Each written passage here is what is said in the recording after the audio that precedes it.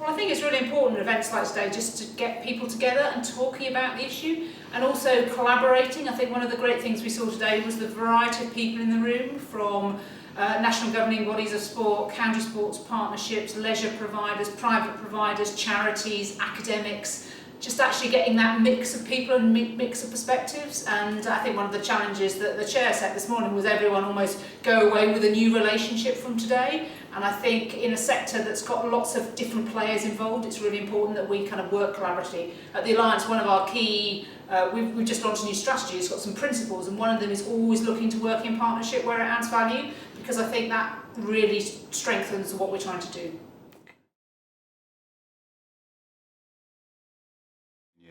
Well, we have a really broad membership at the Sport and Recreation Alliance, so we've got 320 members from the very largest professional and high performance sports through all the Olympic and Paralympic sports, the Commonwealth Games sports, but then a wide variety of other organisations, other governing bodies, national, local, regional, county sports partnerships, charities, sport for development. And again, I guess one of the things we see in the focus of the current government strategy, assuming that continues post-election, is that actually it's not about who the organisation is, it's about what they do. And actually our membership, we think, can really contribute across a whole range of areas. And that's why we're excited about the contribution the sector can make, and there's being that kind of membership voice, being the representative of that body, making sure that government listens to the sector and actually takes on board what it needs, what support it needs from government, what freedoms it needs from government. So it's not all about money, it's not all about funding, it's all about creating the right environment, the right regime that sport and recreation can thrive. And that's, that's what we're about.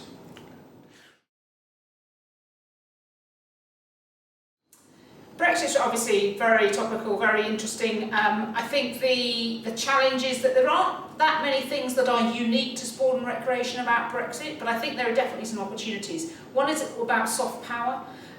We've got, because of the role and profile that sport has in this country, I think it has huge reach internationally. So you think about when our national teams go abroad or compete in competitions, or the ability to attract major events to this country and then bring with them inward investment and visitor numbers and just profile, I guess, both domestically and internationally.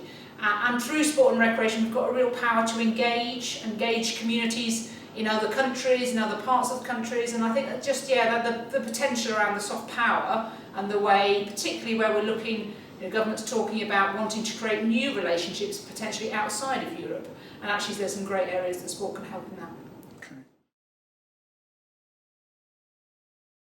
Well, I think personally it's probably a bit of, somebody came up to me afterwards and said, oh, you were all sort of saying the same thing, as if it had been rehearsed, and it hadn't been rehearsed. But I think the key thing is to demonstrate that actually we've got a shared interest. So actually there are organisations who might come from a different perspective. So I was followed, I think, on stage this morning by somebody from UK Active. We work with them, we've got some common interest in areas. So I think it's about identifying where there's commonality. And my perspective, I've worked in sport for about just under 3 years now, and I think there's a slight tendency that the sports organisations historically have been a little bit protective, a little bit kind of this is what we do, and kind of a little bit insular. And increasingly we're seeing organisations being much more open and are willing to work with others. And that's, as I say, something that we're very keen to do at the Alliance. And I guess it just always reminds you of events like today about the breadth of people who are interested in the agenda.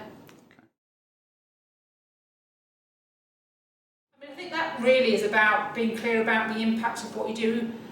Comes back to the point, it's not, organisations can no longer expect to be funded because of who they are.